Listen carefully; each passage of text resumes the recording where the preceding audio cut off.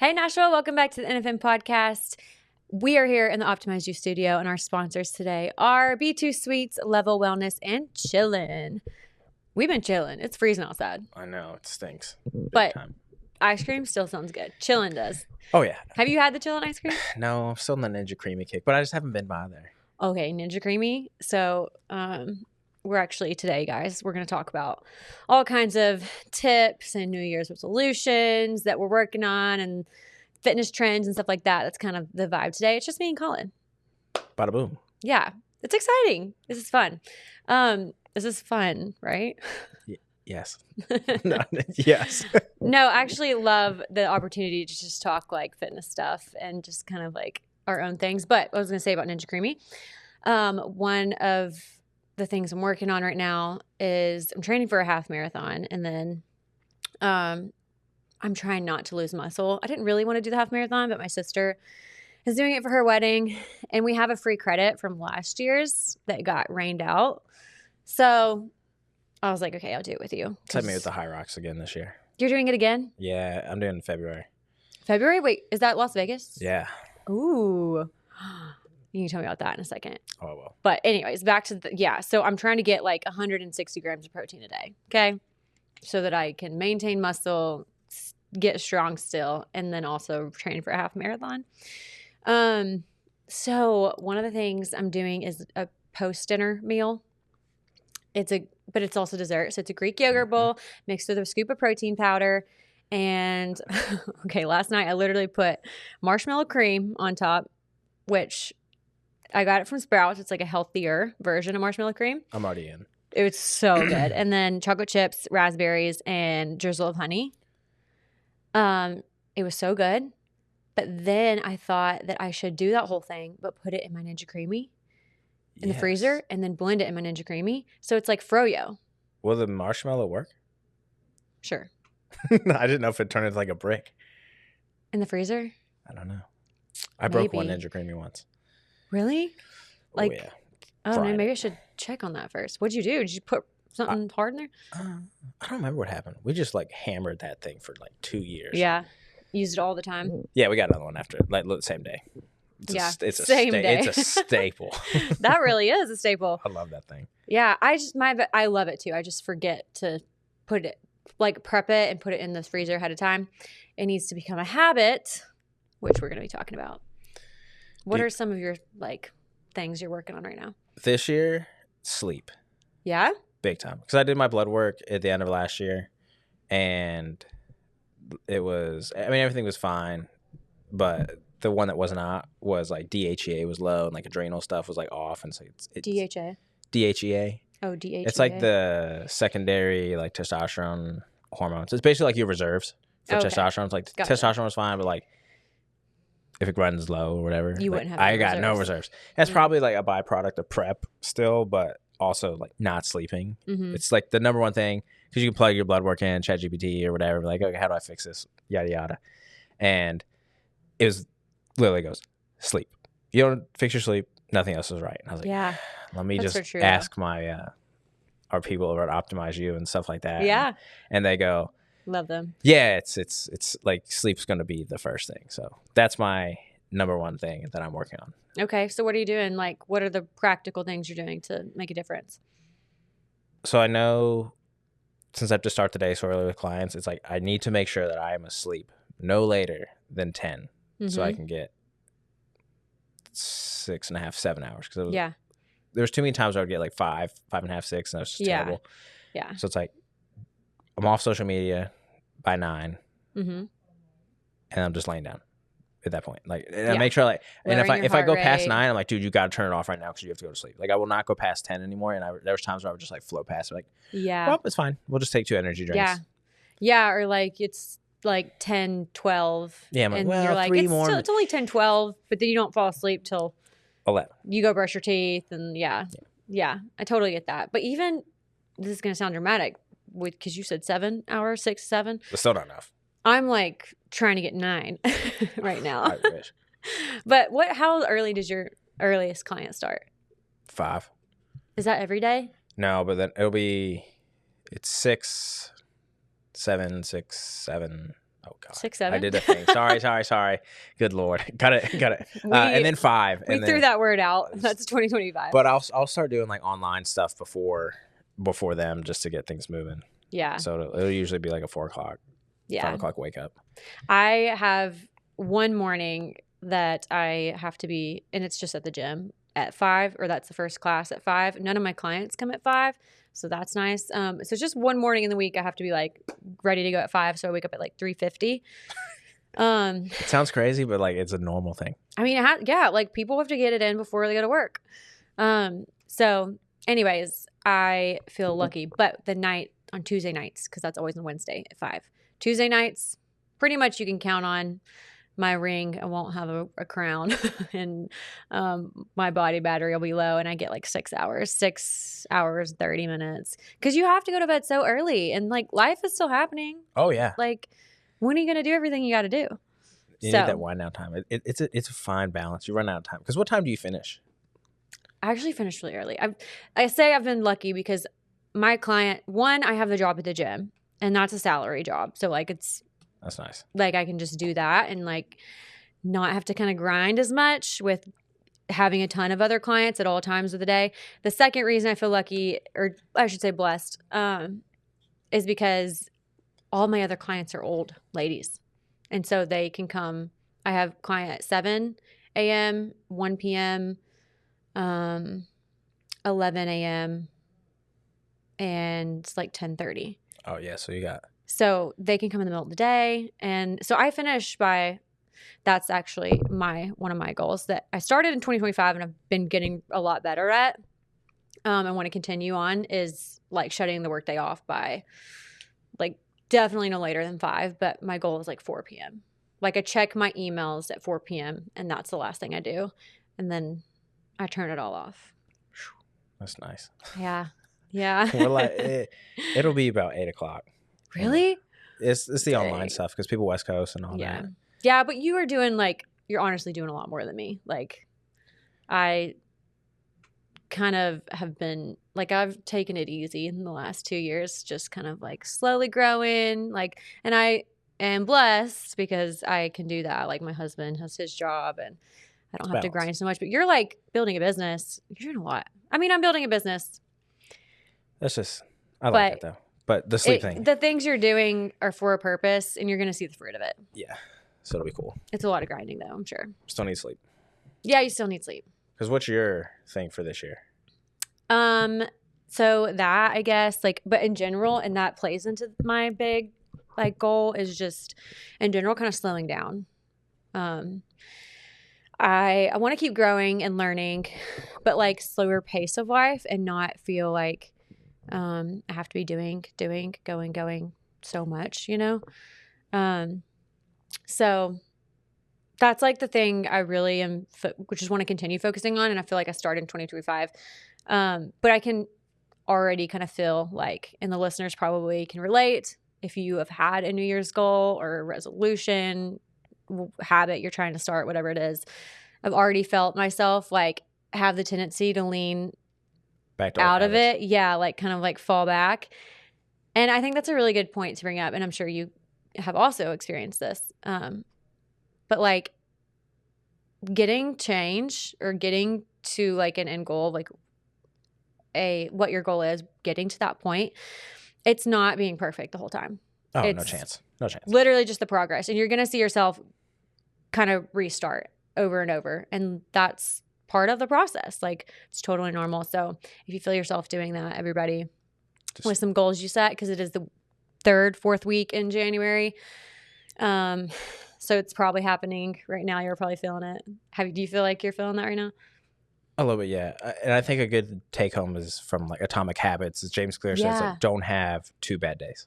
Like oh my gosh, I wanted to bring that up. Yeah. Yeah, that book's fantastic. I'm rereading. I actually haven't read it. Tell us about what you're about to say. I'm rereading it right now. Okay. Because it's been so long since I read it, and it's so eye-opening. But yeah, he talks about how, with what you just said, you're not going to be perfect with it. It's an impossible task to be perfect.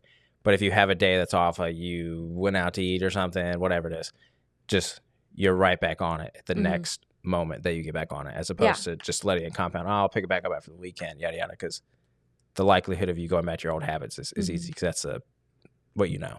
Yeah. I think it's such a mental like block to get over is that if you mess up once or twice, you just are like throw in the bag, you know, you're just like, okay, whatever. But what is the rule? Like you don't do the same. No 2 bad days. Like no 2 bad days. Don't stack bad days together. Like you can have one, but don't make the next one that because you're essentially just giving up control of that when you have control to get right back on track. Yeah, like it's not perfection. If you're trying to build a habit too, like repetition. Do that habit 2 days. Okay, you miss it one day, but don't miss it 2 days in a row. Like get back on it. It's okay, and then that's what makes the biggest difference. What you do most of the time. Love it. Yeah, it's a good read. It's worth it. Because that's another one. Is trying to read more books this year, so that would be. Which is ironic too. I would start that one if you have a new habit. That book is so worth. Atomic Habits. Atomic Habits is so worth reading. I need to do that on audio. That's how I'm doing it because there's. Okay. Yeah, and he's got like workbooks and stuff. It's crazy. He puts it all out for free, but it's a good one. Yeah, that's good. Not to plug Atomic Habits that we have no connection to. It's a good one. Not sponsored. Yeah, well, we are sponsored by Nashville Fit. That's right. What are some updates we have going on? I know they've got the app and stuff. The expo's coming up soon. Wait, okay. Yeah, it's like June, right? The first week of June, if I'm Fit Expo? Yeah, Fit Expo. Yeah. I think it's the 5th and 6th. My birthday's the 7th. Yeah, it's going to be big. It keeps expanding. Yeah, I'm so impressed by the Fit Expo. Are you going to go? I'm debating. My wife's debating if she's going to compete in the show or not this year. Really? Yeah, because she's doing the OCB ones leading up to that, so she'll be within like a few weeks where we could just end her season with that. Yeah, that'd be cool. I want to go. I need to make sure that I block that off going for my birthday to celebrate. I would love to see her compete. Did she compete before? We did. I feel like this sounds familiar. Well, last year, like after she had the baby, we were like, after I did Nashville Fit Show, as like our little tune-up, she was like, what if we did like a 6-week, just see what we can do? And yeah. But now she's in a full-blown like real prep. She's like getting shredded already. It's crazy. Yeah. Oh my gosh. I need to talk to you after about how that affects her body. Like when she goes into the calorie deficits, she gets shredded. I fasted with my church the first 2 weeks in January. And this is probably a side note. We really don't have time for this, but quickly. I fasted with my church the first 2 weeks in February or January, and it's just for spiritual reasons, not physical at all. But the way it has affected my cycle is horrid. Like, girls out there, PMS symptoms are not supposed to be so bad. And diet and exercise really do affect them. So I would love to know her experience when she like does those extremes, how she feels. Because, I'm like I never want to do it again. I mean, I would do it again because the spiritual like impact was powerful. But yeah, it's eye-opening to see how much that affects your body. Yeah, it's crazy. There's we'll talk about it later, but there's leverage you can pull. Yeah, to make it not so weird. Yeah. But speaking of the expo, there's a lot of things actually in Nashville Fit. Nashville Fit's always doing the most like amazing things. It is just the hub for, y'all know because you're listening, it's the hub for all things fitness and wellness in Nashville. I recently learned about this, that they're doing weekend workouts. Their Nashville partnership for free workouts on the weekend. So like, I think it's different locations. Do you know? I believe so. Throughout Nashville. Like they just did it in the park I imagine it's in the app and stuff too. Yes. To connect to it. So I would, if you're trying to find more about it, definitely download the app for that. Everything all in one. Way easier than trying to pick apart. Yeah. So the workouts, Nashville Fit Expo, or the free workouts, Nashville Fit Expo, all the things that Nashville Fit's doing. If you haven't downloaded the app yet, definitely make sure you do it. There's so many resources too. So it's the hub for everything in one place, but it also has workouts you can follow, nutrition stuff on there. So download the NFM app if you haven't yet. For sure. Okay. Well, I feel like you're probably really up to date on this. What are some fitness trends right now for 2026 that the listeners would want to know about? Well, I know we definitely have AI is coming about. Like everybody's. Me and ChatGPT have been insane lately. We're like this. I named mine. I let it name it. I let it name itself. It picked Nova. Yeah. People are using ChatGPT, AI in general for their fitness stuff. Mm-hmm. How do you think that's going to affect? I think it honestly is a great tool if you know how to use it. But if you don't know how to use the tool, it'd be like me going on a job site and trying to use something, jackhammer or whatever. I don't know. Mm-hmm. So if you just plug in, hey, I want to transform my physique, yada, yada, yada, and you have no fitness wherewithal, it'll give you stuff that has a high likelihood of not fitting you as the individual. Mm-hmm. It's a good example for this. So when I had my appendix stuff, I ran my own rehab stuff because I have a good background in that, and then I have people that I can refer out to if I don't have questions. And I would put stuff in there, and I'd be like, hey, this is where I'm at, blah, blah, blah, blah, blah.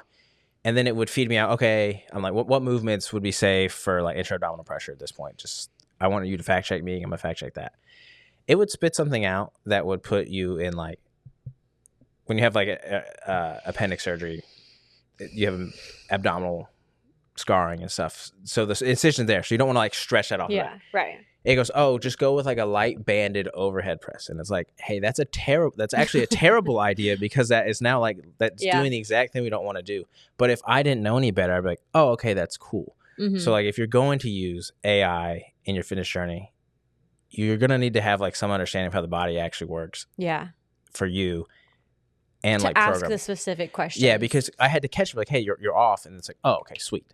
Then it corrects it, takes it off, and I was able to plug and play with that. Yeah. But if you don't have that, you don't know, you're gonna blindly follow it, and then then you're still no different than just downloading a workout app or a template and running that blindly and hoping that like fits your individual. So I think it has some I think as it gets better, it'll probably help. Yeah. But right now, I think it actually will improve the value of actual coaching. Yeah. But it also not just from like, oh, the coach is the expert, but the coach themselves has to realize, okay, I can't just be Mr. Program, because that's not why people are going to hire me in 5 years, because it'll figure it out. Yeah. You're going to have to really learn how to improve your coaching skills from a personal perspective. Because like I have a coach myself. I don't really need him.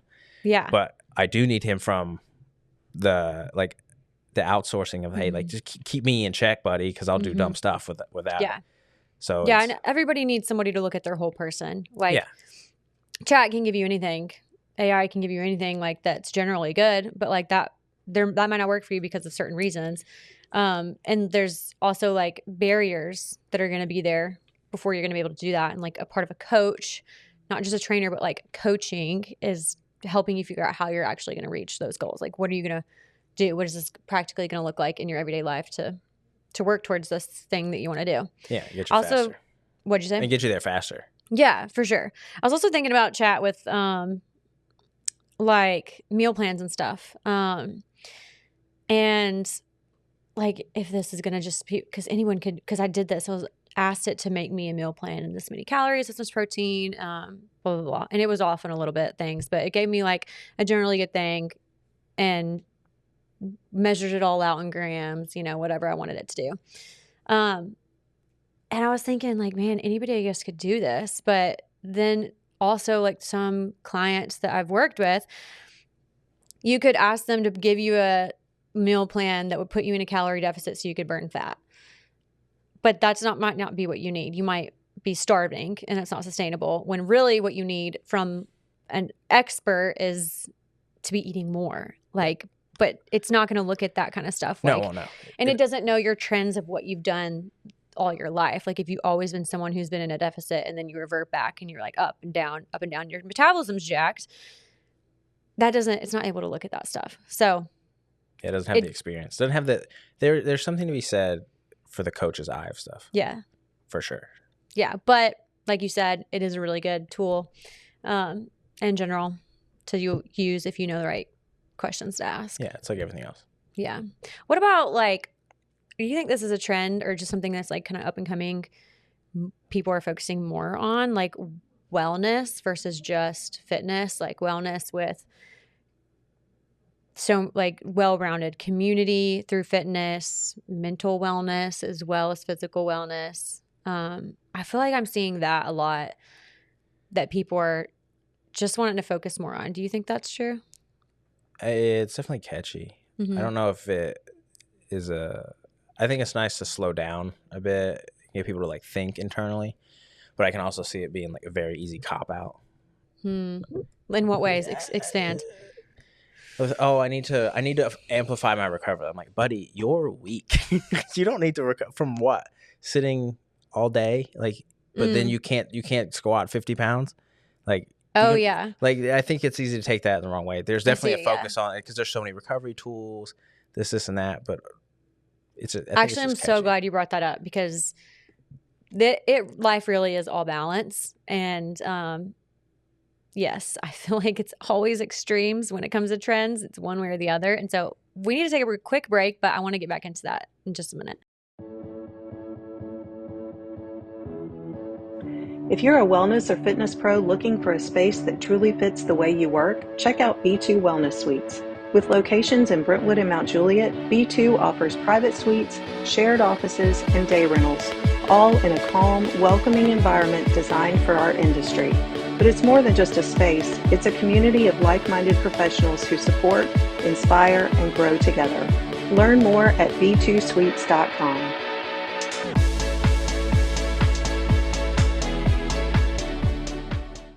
Hey guys, we're back in the NFM Podcast. I'm here with Collin. We're talking about fitness trends right now, things that are kind of hot topics in 2026. People are talking about, you see a lot of, especially on social media. And we were just talking about how overall, and when I brought this up, I was thinking in a positive way. So I'm glad that you brought up how it can go to the other side. People, I feel like, are focusing a lot on like general wellness, not just fitness and their physical, but like mental, emotional, like community wellness, all those things. And it is so important to have that stuff. But also we see the swing back the other way, which is what you were saying. You want to expand on that a little bit? Yeah. There's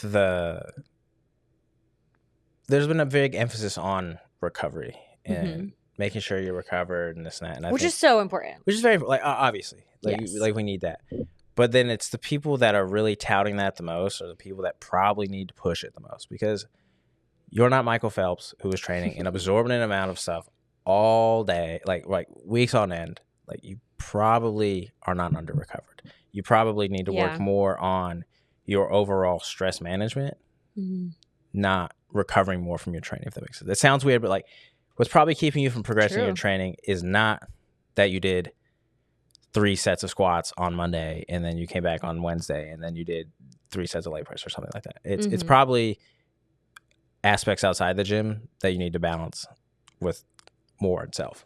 That's a great point. Yeah, so that's where I would say the wellness factor comes in. Is like, we're now starting to get people looking at the whole picture, which is great. Because once you get your mind right, then your motivation is going to be better. Your ability to stick to things better because your overall stress is coming down because you're looking at your life as a whole picture, which comes with taking things like objectively. So whenever you're setting up for like goals down the road, what I found, the people that have the most success with this are the ones that are able to kind of separate where they are now to where they're trying to go later. So you touched on it loosely, like the people that have underate for forever, and then it's like, hey, to get the body you really want is going to require you to eat more and probably look a little bit worse now, right? But later, you know, what you're doing now will get you to that spot. But people can't seem to get out of like what's right in front of their face and like zoom out. Yeah, but if you can zoom out and look at the big picture, then all of those things are going to help each other. Yeah, you take the emotion out. Yeah, and to your point, like how most people probably aren't under recovered. I think that goes back to like, if you're working with a coach specifically, and just being honest with yourself if you're not working with a coach, about like what it is you need. For you, you know, you need sleep. Like, that's your recovery, but it doesn't mean you're just gonna stop training and sleep more. No, when we had a newborn, like, sleep was terrible, but you're still able to progress. So I think if you can shift your mindset to controlling what you can control, it's way better. Yeah, it's all balance. And again, I think that can be overwhelming, that it's all balance. Like, it's not just recovery. It's not just killing it in the gym. Like, it's showing up and working hard, being honest with yourself about what you got to do in the daily to make those things happen, and doing your best with your nutrition, your sleep. Like, it is all those things, which I think becomes overwhelming, and people want to just focus on one thing, which is why extremes are so popular. But kind of ties well into what we're about to talk about with how to set up, because a lot of this is habit-based stuff. Like, it's overwhelming, but stacking and learning how to do it. Yeah. And going back to Atomic Habits, it talks about this. Starting really small sounds silly because you're like, oh, I'm trying to get like to wherever I'm going. But when you start small and you build a little bit of momentum along the way, that's how you get it into. Because if it was that easy to just overhaul everything, then every good trainer would just tell their clients, hey, we're going to start working out 7 days a week. You're going to follow this meal plan. You're going to get 9 hours of sleep every night. Poof. And you're going to get 12,000 steps. And it's like, man, that would be fantastic. And that's all. None of that is groundbreaking information, but people can't do that because it's too big. Yeah, that's so much. And like you would say you wouldn't be able to do that. And I would say I wouldn't be able to do that. Like if I look back at my life and like how I've gotten to where I am now, like I really am proud of a lot of habits that I have and like lifestyle that I live. It's been a long journey of like, I started with following one person on Instagram, like for me, and they inspired me about eating clean food. And like, it's just been from there gradual building habits, and that just takes time. And so I think that's where people give up. They don't want to like commit to the journey of discipline, and they want it like now. And I think what I say we can give an example of something we want to change. This is always tossed around all the time is, oh, I want to get to 10,000 steps a day because that's tied to like some health markers, yada, yada, indirectly because of whatever. So if you were to start off with that, instead of saying, let's say most people will sit around 2,000 to 4,000 if they're not paying attention to it. That's just kind of where it falls. Me too. Totally. So if I'm not paying attention. If we were to jump to 10,000, that's over a 50, that's like almost doubling what you're doing, if not more. So instead of being like, hey, go straight to 10,000, let's just factor in when can you walk? Like look at your schedule and stack it on top of, if we want habits to stick, you want to stack it to something you're already doing. So we all brush our teeth. I'd hope. I hope. But what you could do is after I brush my teeth, I'm going to pace around my apartment for 60 seconds. Yeah. And now that's going to boost your steps up a little bit. And then after I eat breakfast, I'm going to pace around whatever. And if you start doing that, then what's going to happen is you're going to brush your teeth and you're going to know, okay, well, I'm pacing around right now. I probably have 45 minutes till I need to leave. I could probably walk around my apartment for 10 minutes. Yeah. And then boom, that's 1,000 steps. And then you do that again at lunch. Or you're like, okay, I take my phone calls with Timmy. I don't have to be in front of the computer for this. I can walk around and do that. And then you're slowly building that habit. And then little bits of micro momentum along the way. You're tracking your steps while you're doing this. And boom, you're at 10,000 after a little bit. Yeah. And that's an easy example of how to take something that was over double your current effort, break it down, and see how it scales over time. Because every time you do something, you're building a little bit of momentum. So the more frequently we can do stuff, that's what turns it into habits. Whether that's 5 times a day or 5 times a week, that eventually stacks up. I think it's what's the number, 1,000 or something? For what? Repetition to become good at something. I can't remember what it is. There's some number. Know. But I know what you're talking about. The more you do it, the faster it is. There's plenty of data on habit formation and stuff with that. So that would be a good idea, good example. And I love that you tied it to something that people are already doing. Like that's already a habit. So like think about what your habits are right now. Think about what you want to do and tie it to something you're already doing, because then it's like, okay, like I actually just did this. I'm trying to use retinol more in my skincare routine. And I'm like, okay, Sundays, I'm already doing my skincare. Sundays, Tuesdays, Thursdays, I'll add that to the routine. And then, or like another thing, this is probably a little more like on track with what you're saying. I've tried to get my collagen and electrolytes in every day. And the collagen was easy because I kind of mix it with my coffee, but I was tired of putting creamer in my coffee because I like my coffee black and I wanted to cover up the collagen taste. So anyways, that's beside the point. But to get my electrolytes in as well as my collagen, I was like, okay, while my coffee's brewing, I will grab my cup, put water in it, put my collagen, my electrolytes in it, and shake it up, and then add some ice. And literally by the time I finish doing that, my coffee's ready. And that has been like a game changer for me to get my electrolytes and collagen in, because I tied it to something like I'm already waiting on my coffee. If I can like mentally be like, while I wait for my coffee, I'm going to do that, then my habit's like built. And also be willing to like reevaluate. Don't be like, oh, I tried that, I couldn't do it. Like I tried to build this habit, couldn't do it. Takes time. Okay, maybe it does take time. And also maybe like try a different method. Like if you tried out after I brushed my teeth and I paced around my apartment and that didn't work, okay, well, think about something else you could try. What's another way to try to incorporate steps that might actually be realistic for you? Yeah, it's almost like you're scheduling it too. Yes. Like that's with movement specifically. Yeah, with your workouts, whether if you're just trying to like work out by yourself or whatever, it's very easy to let it go. This is where in-person clients start off so much stronger than some online people is they schedule it. Like they have the appointment, so they have to make it. So if you can schedule an appointment with yourself, the likelihood of it sticking is way better. Yes, that's so important. Do you have a planner? Do you use a planner? Okay, I used to be Mr. Anti-Calendar until one of my clients was like, dude, why are you wasting bandwidth in your brain on remembering everything? Yes. And I would set alarms every day, be like, duh. Now I just put in the calendar, I don't think about it. I get a little do. It's done. I love the calendar now. Yes. Shout out, Paul. Oh my gosh, same. I have a few. And I feel like before I always liked the idea of having a planner and like sticking to my calendar. But it just wasn't a habit. So it's like I would just not stick to it. But I've created a system for my planner that like makes it actually helpful. Like it stays on my island open where I know I'm going to be sitting to work on my laptop. And so now every day I'm like checking off the things, and that's so satisfying. Like check off my day. That's another thing is because it's a paperclip study was what they did. This person was trying to create a new habit or whatever, and every time it was sales calls. Is what it was. He was in Tennessee actually.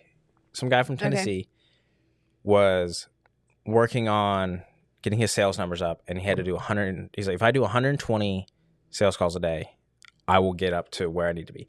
So every time he would do a call, he'd move a paperclip to a jar. And by the end of the day, he'd have 120 paperclips. So eventually, like seeing the full jar of paperclips was a weird, triggers a weird reward system in the brain.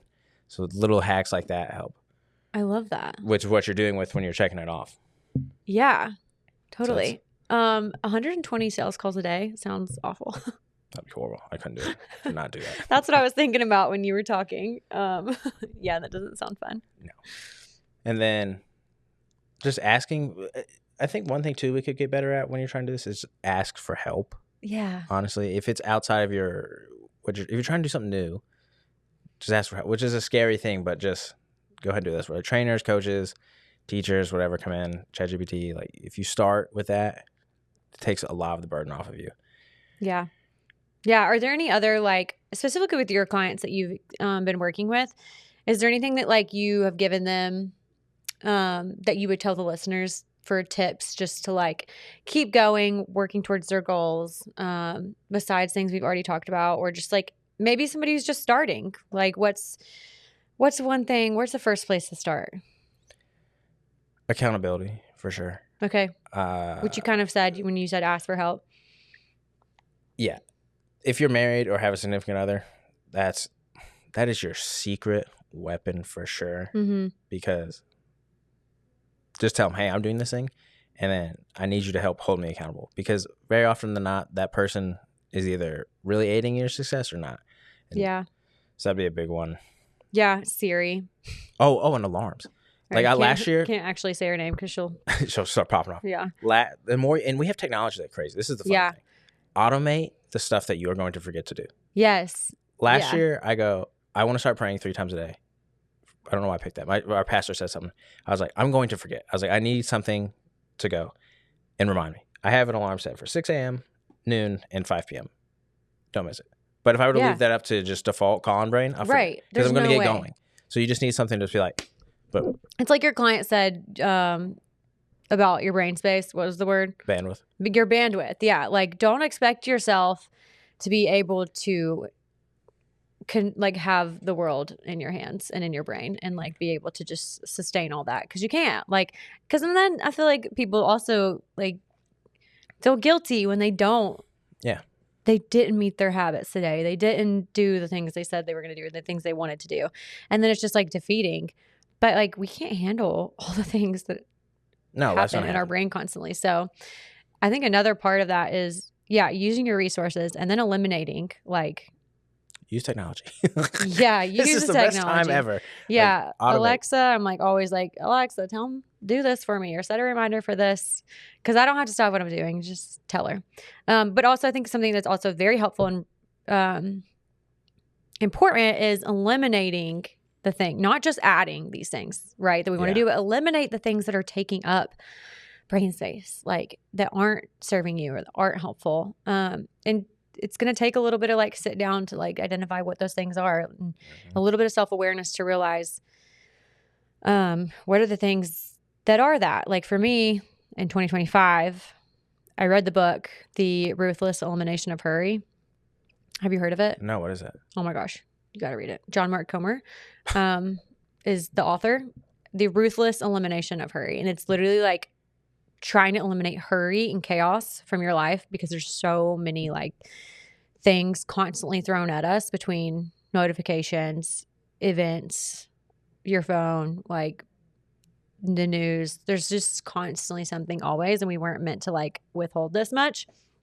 So anyways, one of the things was like you make your 10 rules to like eliminate hurry from your life. And this has honestly created so much brain space for me to be able to work towards things I do want. But like one of the things was to turn my notifications off from my email. Like I don't see my email until one time of the day. And that's the last thing I do every day to close out my work day. And otherwise I don't look at it because it was one thing that I noticed every time. It's just one more notification on my phone. Like, and it's not just like a text. I can be like, oh, I'll get back to that tonight. It's work. So it like makes me feel like I have to do it immediately. Yes.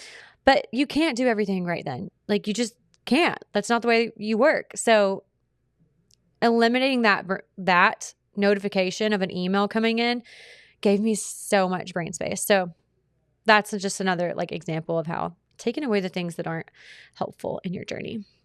I think that's solid. Yeah. And also just like be proud of where you have come. Look at where you started and look at where you are now. Like even if you don't feel like you've reached perfection, which nobody has, or that you've made any progress, think back to how you were last year. Like, is there anything that you can find that you have a habit you've built that you're proud of or a change that you've seen in yourself? So keep it up. If we had one last thing, would it be better to stay as you are now or change it? You said you wanted to change something because there's something that you want to be better at. Mm-hmm. You can't tell me that staying in your current state is better than at least pushing towards the new end. Yeah. And that's going to take work, but it's so worth it to always be like working towards a better version of you. I love that. That's good. All right. Okay. Pop off. All right. Well, this is fun, Collin. Yeah. Thanks, guys, for listening to just me and Collin today. Maybe not as fun as a normal guest, but I had fun. Yeah, the couch didn't say much, but. Okay, couch. All right, everybody. Well, thank you for tuning in on behalf of NFM and Spread the Positive. We appreciate you guys. We love talking to y'all. And we hope that you'll catch us on the next one.